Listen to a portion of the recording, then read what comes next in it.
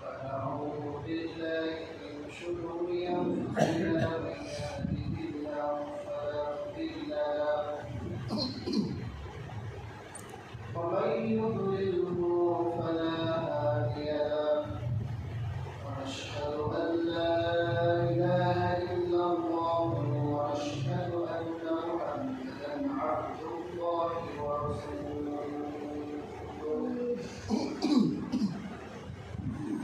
الذي أرسله بالحق بشيرا ونذيرا وداعيا إلى الله بإذنه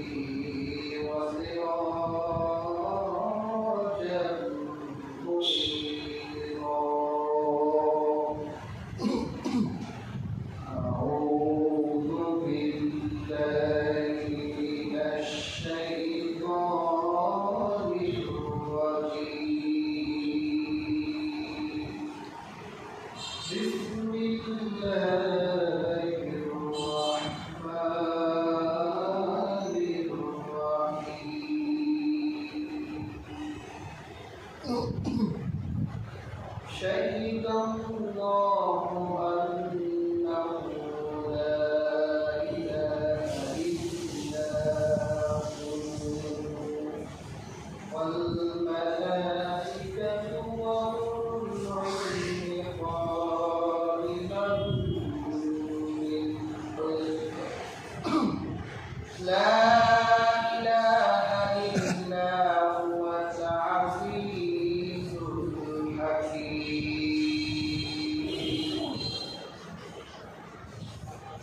إن الله وملائكته يصلون على النبي يا أيها الذين آمنوا صلوا عليه وسلموا تسليما اللهم صل على سيدنا مولانا محمد وعلى آل سيدنا مولانا محمد مدينة مدينة مؤمنون في والجناحين لدار مدينة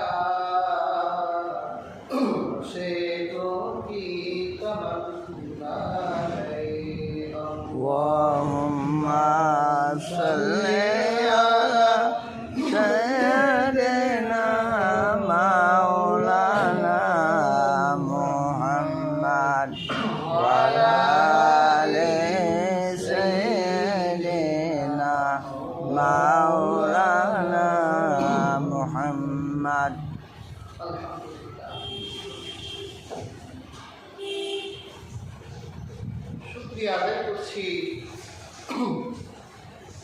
সেই মহান আল্লাহ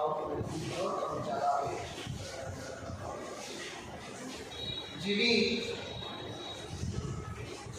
আপনার এবং আমার উপর ইহসান করেছেন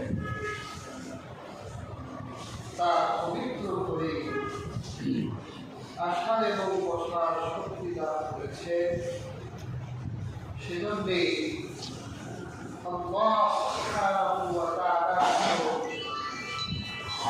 কালিমাতুশ শুকর আদায় করছি আলহামদুলিল্লাহ মহাগ্রন্থ আল কোরআনের সূরা আল ইমরান থেকে একটি আয়াতে কারিমা তেলাওয়াত করেছি আয়াতটিতে আল্লাহ সুবহানাহু ওয়া তাআলা বলেন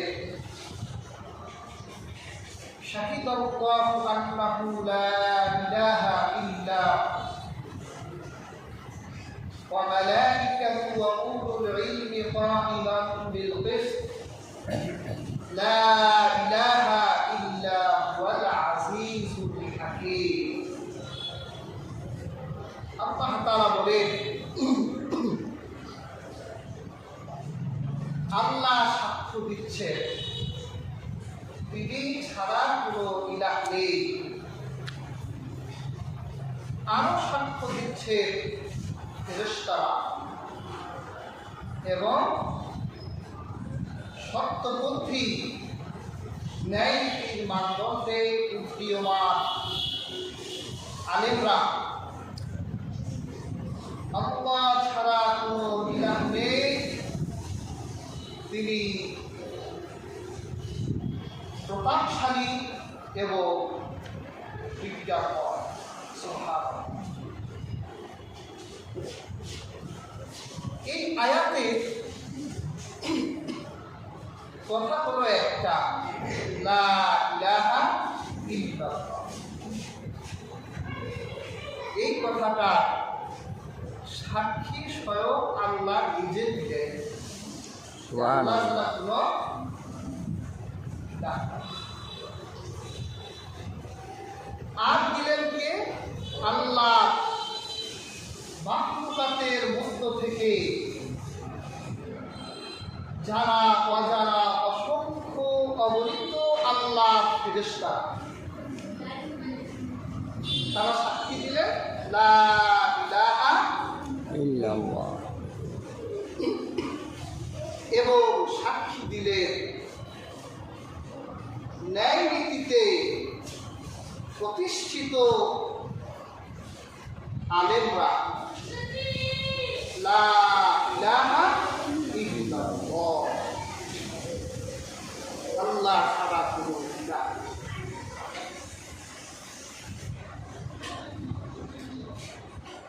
আমরা এই লা ইলাহা ইল্লাল্লাহ এটাকে ইসলামের বেনা বলি। ইসলামের 5টা বেনা আছে। এই 5টি বেনামের একটি বেনা হলো লা ইলাহা ইল্লাল্লাহ। আমরাও তো বলি না আল্লাহ ছাড়া কোনো ইলাহ, কিন্তু এই লা ইলাহা ইল্লাল্লাহ এটা যে কত গুরুত্বপূর্ণ একটি বিষয় আমরা অনুধাবন করি না। এটা দাবি কি তা বুঝিও না, শুধু তোতা পাখির মতো মুখে আওড়াই লা ইলাহা।